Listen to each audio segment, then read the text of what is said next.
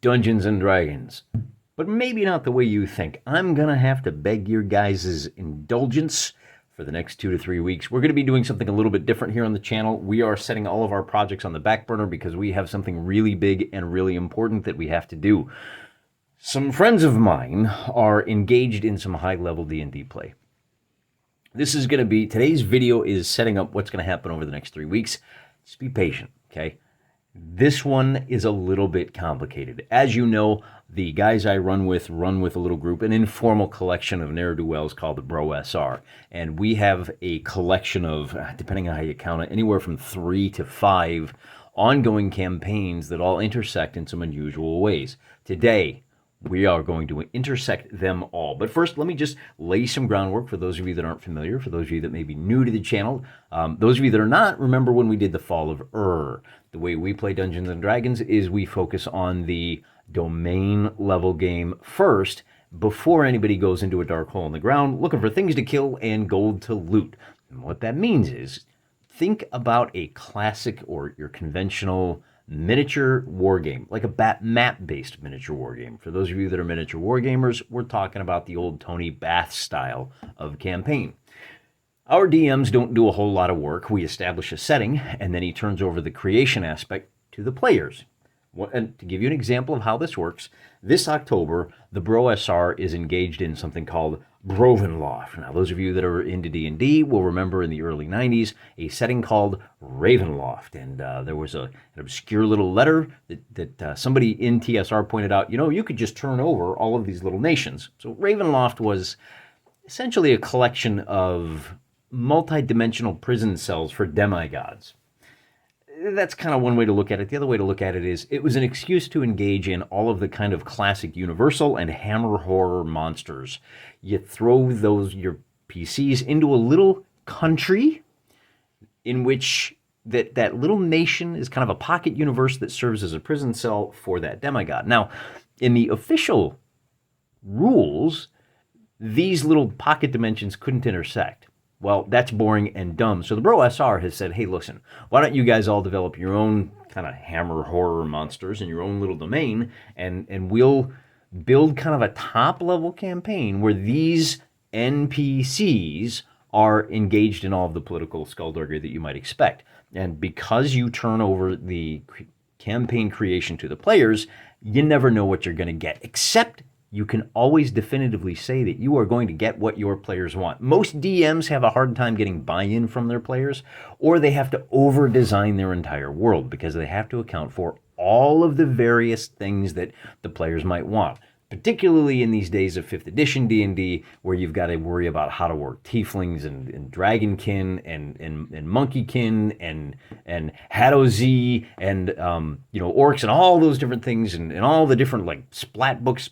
Forget about it. You don't need to worry about fitting all that into your perfect vision because you as the DM turn the vision over to the players. So in our case, our version of Ravenloft has a count who is literally based on the Count from Sesame Street. It has a Catholic Church. Pope Pius XIII is bound and determined to put an end to all of this supernatural hijinks. Well, I should say the evil supernatural hijinks because after all, the Catholic Church engages in supernatural activity all the time. And then you also have a rapping mummy. He is named Kangsta Rappa. Hopefully I'll be able to remember to put pictures of Kangsta Rappa right here.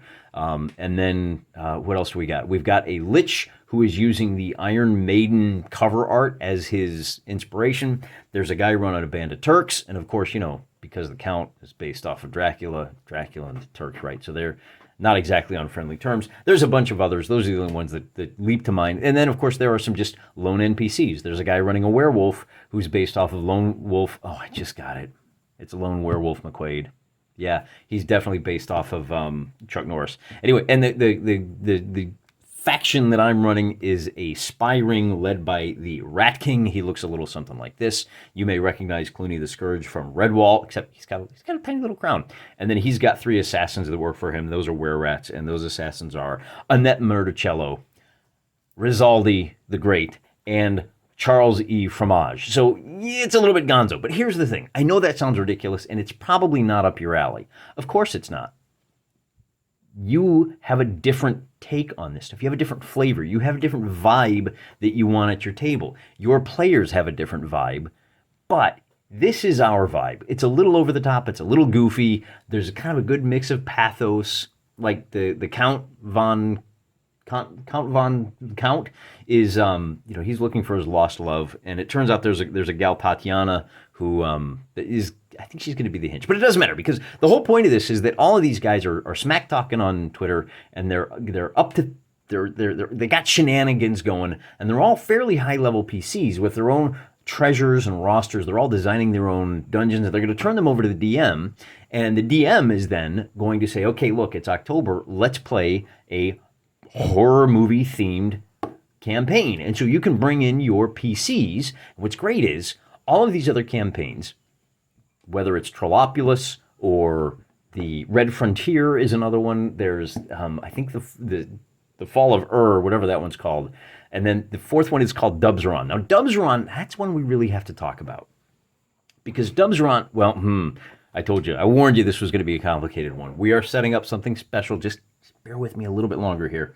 So the original campaign was called Trollopulus, and in one of the early sessions, the setup was there was a city that was under siege, and the PCs wanted to talk to the leader of the city, and the DM said, "Oh, it's I don't know, it's Elric," and the players were like, "Wait, bro, you mean like the Elric, like Stormbringer Elric?" And he was like, "Yeah, is that lame that I'm stealing that?" And they were like, "No, I've always wanted to deal with that guy. Cool, we're gonna go work for Elric." See, the government doesn't want you to know this, but other people's IP is free. You can take it home and stick it in your campaign. I've got 458 IPs in my campaign. We have 2 Rizzo the Rats in the Brovenloft campaign. People love that stuff. Steal shamelessly. Anyway, now the DM realized that it was too much work to control all of these various domains, and he said, okay, hey, listen, hey, buddy, he said to one of my friends, hey, yeah, will you run Elric? Okay, now things get interesting, because the Elric in this game is not the Elric in the books, because the Elric in this game made a classic blunder. He was going to meet his allies, the United Caveman Federation. There was a caveman, a bunch of Grug memes, kind of thrown about. He went to see the Grugs. He went to the wrong cave, and the cave that he went to didn't know that there was an alliance, and so they attacked him and they killed Elric. Yeah, it's not the books, right? It's once you introduce the characters, sky's the limit. There's no story. You never know what's going to happen. And everybody went home for the battle, and a druid named Fluid went, y'all are just going to leave this powerful sword here, huh? So he took Stormbringer, and Stormbringer's been bouncing around. Now we talk about Dubzaron. Dubzaron is the official campaign. Well, wait a minute. Turos Tem is a city in the official campaign for this game right here. This game is Adventurer, Conqueror, King by Autark. It's one of the best of the old school Renaissance versions of basic and expert D&D. Adventurer, Conqueror, King actually explicitly says you're going to be an adventurer through like levels 1 through 5, and then a conqueror 5 through 10, and a king like 11 through 15. I'm making those up. I haven't looked at it in years, but that's the whole point, is that with each phase, each chapter, the rules change for how you play the game. In the first part, you just go into dank holes and get enough gold to build yourself a mercenary army, NPCs. Oh, expert hirelings. There we go, right? So it's kind of a spiritual air to this particular game. It has a lot of like economics and like nation building in it, because you're going to go from an adventurer, and then you're going to conquer a land, and now you're a king, and you have a whole different set of rules that you have to deal with, right? Adventurers don't need to worry about whether the coinage is debased. They just want to give me the monies. And then when you're a king, you have to worry about those things. Hey, whoa. You guys that got the Dragon Horde, you can't flood the market with gold, because then it's going to devalue the currency, right? Inflation is going to be a thing. You guys remember inflation, right? Anyway, Dubzaron uses Adventurer, Conqueror, King. And there were a couple of players and factions in the other campaign that said, hey, Dubzaron, that looks like a lot of... They said to the DM, he changed the name of the city, Turos Tem, to Dubzaron. He said, can we go play in Dubzaron campaign? So we're not going to call it Turos Tem, we're going to call it Dubzaron. That's the campaign.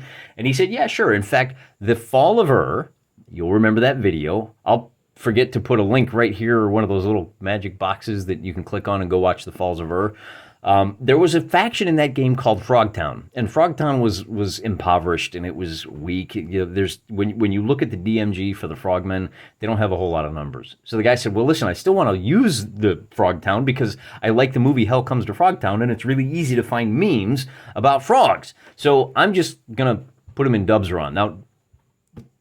B-Dubs, the DM, is a big fan of the TV show Twin Peaks. I know this is convoluted. Just stick with me, okay? We're getting there. He's a big fan of Twin Peaks. He said, hey, you guys can go through the Black Lodge.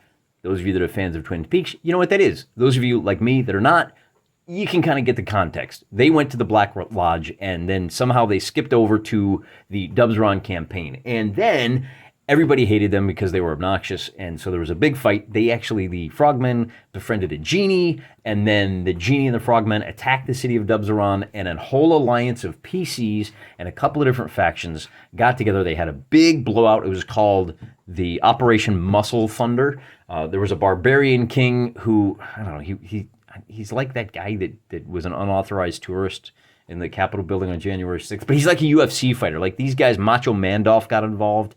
And anyway, Stormbringer shows up. I think, for some reason, the Frogmen had Stormbringer, but they lost. So one of the PCs at the end of that session said, oh, you know what? Oh, and I should point out, the PC that said this, he's actually a spaceman with a spaceship. He said, I'm going to take Stormbringer, and I've had enough of this thing causing trouble. Because I think Stormbringer killed like two of the high-level PCs, like 8th and 9th level PCs got their soul drank by Stormbringer. He said, you know what? I'm just going to throw it in the sun. So he hopped in his spaceship and he started flying to the sun. And the reports of this campaign went out to all of the players in this like Trollopulous megaverse. And some clever wag said, hey, wait a second. You realize that the sun in Dubsron is not just a glowing ball of fire, right? It's not just nuclear explosions and hydrogen's, fusion explosions. And it probably is, but it's also called Aminar. And Aminar is the nearest real-world analog that you could come up with is Ra. Right? This isn't just a sun. It's a godlike being. So if you throw the sword into the sun, aren't you going to poison the sun? And the DM was like, law, whatever. Except that was such an intriguing concept that the sun could have its soul drunk by Stormbringer that a bunch of guys started pushing the DM, and they made a bunch of like dopey Photoshop pictures, kind of like this one, to like bully the DM into saying, yes, if you stab the sun, then it will die and we'll have an apocalypse on Dubsron. The DM said, all right, fine, if that's the way you want to play it. But you got to realize that Aminar, the sun god, isn't going to take this lying down. He is going to try to stop this. All right, and that's where we get to today's adventure.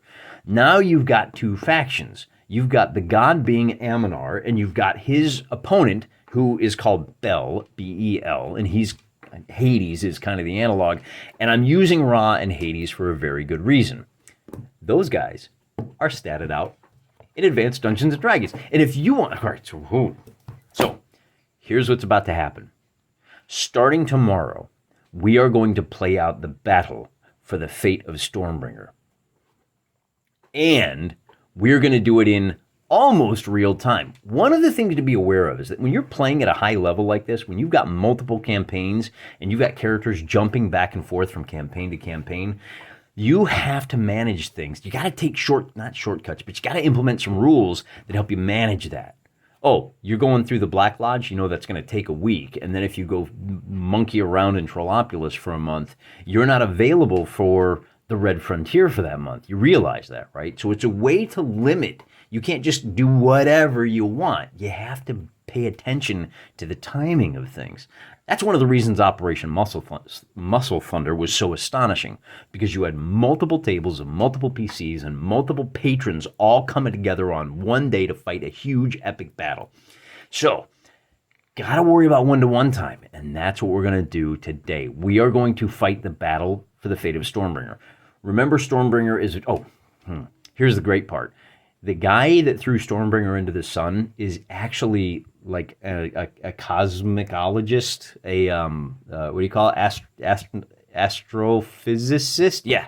And he sat down and he calculated, where does my ship have to go to when, and what is the decaying orbit and how long will that orbit take for Stormbringer to fall, basically to cross the event horizon of Aminar and plunge into the sun. Well, it turns out that he did that. And on October 12th, Stormbringer stabs Aminar in the heart. In this campaign, Dubs are on. That means, as you watch this video, understand that we are under strict time constraints. Something is going to happen on October 12th. Remember when I told you about that dopey Ravenloft knockoff campaign that we're doing all the domain stuff this early? Yeah, that factors into this in a very, well, it might factor into this in a very interesting way. So let me explain to you what's about to happen. Remember, Aminar he's a god. He's got allies. And in the campaign Dubs are on, the player characters have realized what a terrible mistake they've made. Bel has brought an army to make sure that Stormbringer poisons the sun. Aminar has brought an army to stop that from happening. All right, so now we've got a battle. We've got a fight on our hands between Bel, is it Bill, and Aminar. Now, ideally, Aminar would be appearing in his giant man with a hawk head form like Ra. He's going to be appearing in his rainbow serpent form because I don't have one of those figures. All right, we got to. Sky's the limit. You got to kind of improvise sometimes. That's what we're going to do. It might look a little like low key and kind of low scale, but remember, there are huge consequences on the line here. We are talking about 3 years of D&D campaigning, all culminating in one big battle. We are talking about people that have devoted up to maybe hundreds of hours into implementing these plans. And so to give you an idea of what's going to happen here, in the campaign, all of the temples have shut down all operations to focus on praying to Aminar so that they can bring more angels. They're expending resources in-game. And as we go through this battle, we have to take it very slow. So before we talk about how we're going to take it slow, well, spoiler alert, I'm only going to play one turn per day. Every turn lasts 1 day. So every day, real time, I am going to release one turn of the battle. And that means that if the battle takes longer than a week, the good guys have spent an extra week praying for blessings, and reinforcements will come on. Now that's on our table in the video that you see right here. Meanwhile, back in the real world, when the group sits down to play their Dungeons and Dragons campaign and their characters are going through, dungeons or whatever hijinks they get up to, if the good guys are winning the battle in these videos, there may be a real-world bonus to that campaign. Alternatively, if the bad guys are holding Stormbringer, and it looks like they're about to win, there may be penalties in that campaign. So not only are we talking about a D&D game that bridges tables seamlessly and effortlessly, it's a game that incorporates mass battles seamlessly, and in which mass battles can take place over 3 weeks of real time, and the fate of that battle impacts the fate of the world. And it gets even better than that, because if the good guys are able to get their grubby little mitts, well, his bright shining mitts, on Stormbringer, Aminar's plan is to throw it into a pocket dimension and geas it so it can never leave. And that pocket dimension, Ravenloft. Not only that, but because Stormbringer is now locked up in prison, there are going to be 6 months of bonuses in the D&D campaign for Dubzaron. On the other hand, if Stormbringer does plunge into the sun, either because Bel has got his hands on it and was able to speed it on its way, or just because the good guys couldn't hang on to it long enough and we reach October 12th and the battle is still raging, that means that the sun is dead. In that case, there are going to be serious penalties on the table. Like, all of your saving throws for lawfully aligned characters are going to be at -2. And all of the chaos aligned factions are going to have bonuses. You're going to have it's going to be like free zombies everywhere you look. It's going to be just completely insane because, of course, you've got a green sun. Now, That's only going to last for 6 months before Aminar can finally heal the scar, to the damage, the wound to himself. He is a god, of course, and Stormbringer is just a demigod trapped in a sword.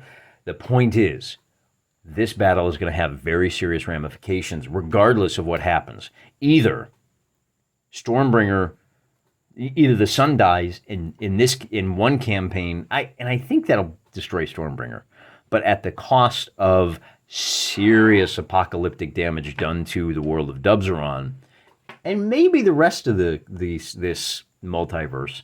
On the other hand, if the good guys win on October 12th, well, as soon as they win, but up before October 12th, Stormbringer is going to drop right into the heart of this ongoing month-long Brovenloft campaign. And tell me, what Vampire Lord or Lich King or where I don't know what else is there. Turks, Catholic Church, who wouldn't want to get their hands on that, either to do some damage or to keep the bad guys from doing that? So with all that out of the way, so now you understand why we're going to put a pause on everything for the next 3 weeks and play out one turn per day. So with all of that out of the way, now let's turn our attention to the army lists and how we're going to play this game. And spoiler alert, since AD&D is the original game, the Red Frontier, I don't even know what they're using in Red Frontier. I think it might be AD&D, but it doesn't matter. Dubzaron is using Adventurer, Conqueror, King. We are going to be using kablow, Dragon Rampant. And you're going to see why here in just a moment when we talk about the teams. All of this silliness is going to be taking place somewhere in this silliness. Now, as I said, here's what I need you to get fixed in your mind. This is all taking place on a couple of different levels. On the one hand, it's just a little tabletop miniature war game using Dragon Rampant. On the other hand, it's this big cosmic battle. So we're going to talk about the stats for both of those. Now, because this is taking place in a decaying orbit, we're chasing after Stormbringer and trying to catch him. So what we're representing is a 3-dimensional fight in 2 dimensions. We do this with spaceship battles all the time. It's going to be fine. But the whole battlefield is moving on this decaying orbit as we're trying to stop or keep or help Stormbringer go into the sun. So bear in mind, all of our positions are going to be relative positions this entire time. Now, you should be able to handle that pretty good because this is what we always do, right? This is not a 1-inch group. It's actually 3 groups of, a whole bunch of men. I'm using 2mm figures. Each of these 4 stands represents 1 unit, and we'll talk about exactly what those are. But I should point out this is Mandonio. He is a high-level superhero on the order of Hercules. In fact, I took a look at Hercules' stats in the Deities and Demigods manual. Likewise with Ra, that's kind of where I went, okay, relative powers. I get it. I get where these guys are. Ideally, I kind of wish I had Gods and Immortals. That's an Osprey Blue book. Very similar to this. The blue is exactly like that. And it deals with that kind of, hey, you've got high-level gods, you've got, mid-level heroes, and a whole bunch of troops. I don't have that, and honestly, that's an Andreas Filigoy title. It's very similar to Song of, so I don't think we need it. I think we're going to be just fine with Dragon Rampant. Okay, so like I said, this is Aminar. Now, his stats are going to be, he is classed as an elite foot, and what I did is I just loaded him up with bonuses on this one, okay? He is the overall general. Anybody within 6 inches of him auto passes on move orders once per turn. He's got armor. He's got the magic armor, so 6-up save. I don't want to go through all this stuff. He is also flying, causes fear. He's got a couple of spells he can cast. He's kind of a bad mofo. Likewise with our hero Mandonio. Yeah, I know he looks big. We are dealing with a cosmic battle here where your size is relative to your power. He is not quite as awesome as Aminar. He is also elite foot. He's just got armor, magic strength, and he has a magic bow. So any turn he wants, he can fire that, and he automatically does 1 strength point of damage to a unit, which will force it's not much, but remember that will force a morale check on anybody. He only does 1 point of damage with it, but man, if he's fighting in melee, he's going to roll 12 dice until he takes his 6 hits. Right? So you may not want to do that, but we don't know yet. Depends on how things get set up. Then we've got 565 war elephants. That's these guys right here. I'm using Elvish Chariots. That's what these big boys are. There's not quite as many of them. They are greater war beasts, and they are shooters. They do not have wild charge, and their defense is their defense attack rolls are at 5+. So we've upgraded them as well. All told, these 3 units alone are, let me think, it's going to be 24, 34, 44, like 40 points worth of dudes. Normally our battles are 24. I'm only 3 units in, and I'm already up to like 45 points. This thing is going to be massive. Then we've got 3,600 veteran horse archers. That's these guys right here. See, there's not a lot of horses there because there's not quite as many of them. And we've got 1,400 cataphract horse. See, these guys here are the elite horse. So we've got light riders with magic armor. They reroll hits. And these guys are elite riders. And they're level-headed, so no wild charge for those guys. They have magic armor, so they have 6+ saves. Every time they take a hit, we roll a d6. On a 6, they don't take a hit. And then in the back here, now originally, remember I told you, they were only going to have 1 unit of 10,000 heavy infantry. It's actually 9,120. These are Celestial Knights, by the way. So they are heavy infantry. They are offensive. They have no wild charge, but their armor value is 4. They're going to be really sticky. But because the PCs in the campaign said we're going to dedicate all of our priests and all of our clerics and all of our paladins praying and donating huge amounts of money to the battle, kablam, we get a second one of those units. Now, that's for the first week of prayer. Prayer moves mountains. Then, and I can't remember which one comes on first, because, right, see, remember, we're doing this in real time. After another week, so on turn 7, I can't remember if it's 7 or 8, one of these groups is going to come on. We have a second unit of elite riders and a second unit of heavy foot. So on turn 14, turn 7 and 14, and I can't remember which one is which, but we'll get to that in a second. So that's one side. And altogether, that side tallies up to a grand total of 64 points. No, that's 82 points altogether, including the 12 points of reinforcements that they get for those celestial. Oh, is that 12 or 10? They're starting off a little bit behind the curve, but they do get reinforcements. So that's Team Lawful. This is Team Evil. Like I said, this is, or I should say Team Chaos. This is Bell, and he is, let's go to the stats. He is brutal. So units within 6 inches can auto-pass a rally check by losing 1 strength point. He'll just intimidate the heck out of him. Then we have Blib Blib Blib. Now, Blib Blib Blib is the fishy-headed goddess, and in the canon, she takes the form of a beautiful naked woman with the head of a lobster. Well, I don't have one of those figures. What I do have is one of Rebel Miniatures' horrible mermaids from the pirate line, so we're going to be using her for Blib Blib Blib. Blib Blib Blib can summon lesser war beasts. She can summon lobster monsters. Again, I don't have any lobsters, so instead of using the ocean crustaceans, I'm going to be using these, well, these are space lobsters. I know they look like red scorpions, but they're space lobsters. So she can summon those guys on a successful summon check, and then we have 2 units of bellicose foot. They've got upgraded armor. That's these guys and these. Oh, there's actually, what do we got here? We got 1, 2, oh, we've got 2 units of bellicose foot and 1 unit of heavy foot. We have, and that's 8,000 dudes apiece. Did I get that right? Yeah, it's 10,000, 8,000, 8,000. So we're doing a fight here with like 30 to 40,000 guys jammed into a teeny tiny space. And that's kind of the basic punching power. Then we've got, and those are demons. So I've used my undead 2mm.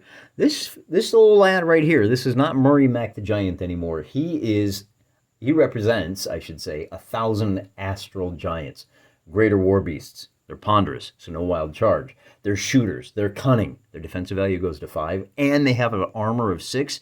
These guys are going to be crazy sticky. We have, which is where you may want to bring him in, take that automatic 1 hit, keep forcing them to make their morale checks. Then we have a unit of 3,000 Knoll bowmen. They are sharpshooters. And then we have 100 wyverns with riders. These are lesser war beasts. Remember, our war elephants are heavy war beasts, greater war beasts. These guys are lesser war beasts, but they are cunning. They are venomous. So if you roll a 6 on their 2 hit, they do 2 points of damage. And they can fly. which might not do them a whole, well, it might not do them a whole lot of good, but we'll see. Depends on our random events. And then we have 2,700 astral sharks. Now, I don't have any shark figures. I know, who doesn't have a naked woman with a lobster head, or I'm sorry, a shrimp head in their collection? I'm really, I don't have space sharks. What am I even doing here? I should turn in my miniature wargaming hat, right? Since I don't have space sharks, I had to make them. So we did the little boom, boom, boom. I should probably make them invisible now. I'm wondering if... But anyway, that's what those guys are. 2,700 astral sharks, lesser war beasts. They are cunning, so when they attack, fight on defense, they hit on 5-ups. Altogether, we are looking at, for those bad boys, I want to say that's 80 points altogether. Kind of. It's 80 points plus these guys is another like 10. So the bad news for the good guys and good news for the bad guys is that the bad guys start off with all their units on the table, with the exception of these guys right here. So they're really going to get to kind of dominate early, but if the good guys can hang on, then they are going to get those reinforcements. Holy cow. We are doing 80-point fights. That's a lot of fighting. We're going to have to take our time, and particularly, usually we kind of, on this channel, we play kind of fast and loose, and we don't worry too much about, as a solo wargamer, if I forget a rule here, forget a rule there, what does it really matter? The only guy I'm hurting is myself.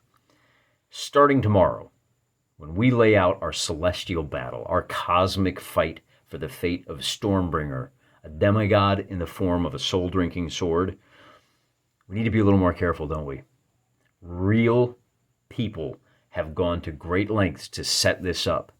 They have had plans in works for, in some cases, a year or more. We don't want to mess this up. We're going to take our time. We're going to take it slow. Like I said, we're going to issue 1 video per day. We don't know at this point how long it's going to take. This could be over, in a week. On the other hand, it could take the full 3 weeks. Some of these turns could be over really quick. You guys all know how the activation system works in this game. The likelihood that every unit gets to act on your side every turn, not entirely likely, right? Because most of these you're only going to be hitting like 60% of the time. Well, when you've got this many units on the table, it's going to be really important to pick and choose who goes first. Going to play it completely straight. It's going to be bonkers. That's really about all I have for you today, except I just want to leave you with one last thing. This is so doable at your tables, guys. If you're playing Dungeons and Dragons, give some serious consideration to holding off on your next campaign. Make life a little bit easier on the DM. He doesn't have to spend 3-4 years meticulously planning out the how many buttons are on the uniforms of this guy, how long the lace collars are, and the full family tree of the king. All he needs to do is sit down and say, hey guys, I want to do some Caribbean pirates. And when one of your players says, I want voodoo halflings, kablam. Number appearing, 30 to 300. Oh, well, wait a minute. What if one of the best harbors, there's a merman town in it? No problem. Merman. 220 to 200. You are now Poseidon. And what's going to happen is your characters, your players, are going to start hatching plots. And they're going to start to design. They say, well, what does the merman town look like? You say, I don't know. You tell me. Come back next week with a map of merman town. Come back with the full roster. I want to know. And it's all detailed right here. Right? 50% trident and dagger, 30% crossbow dagger, 20% net javelin. It's all right here. You flesh it out for me. Tell me what you're interested in doing. Tell me what you're going to do. And when that guy comes back and he has a merman town for you, and you let that simmer for a month, here's what happens. You don't have to worry about that player buying into this campaign. He is investing his time and his creativity, and he is injecting his DNA deep into this campaign world. And then when you sit down to play just your bog standard first level characters who inherited a pirate ship, or maybe one guy wants to run the empire that's hunting the pirates, and so you set up some rules for that. But what happens is all of these things are kind of working in the background, and then you as the DM are the impartial judge who says, oh yeah, I know what the merman's plan is. They know about, so one of the guys said, oh, well, I want to be the Kraken. Yeah, well, the Kraken treasure See, you let the guy who's going to run the Kraken, okay, fine, tell me what your treasure is, tell me what your patrol routes are. The Kraken says, oh, it turns out I rolled up 100,000 GP pearl. And the mermen say, yeah, that's our pearl. We want to get it. We're going to try to trick the pirates into attacking the Kraken so we can sneak in and steal the pearl. Except the pearl is carved in the shape of a skull because it's actually the skull of one of the voodoo halflings. They want it too. Now you've got a central MacGuffin. And if your PCs get wind of that, then they're going to want to go after that MacGuffin as well. And because one of the PCs has created the villages of voodoo halflings, and one of the PCs has created the pirate town, you're going to have a morph. It's going to be just as fleshed out, if not more so.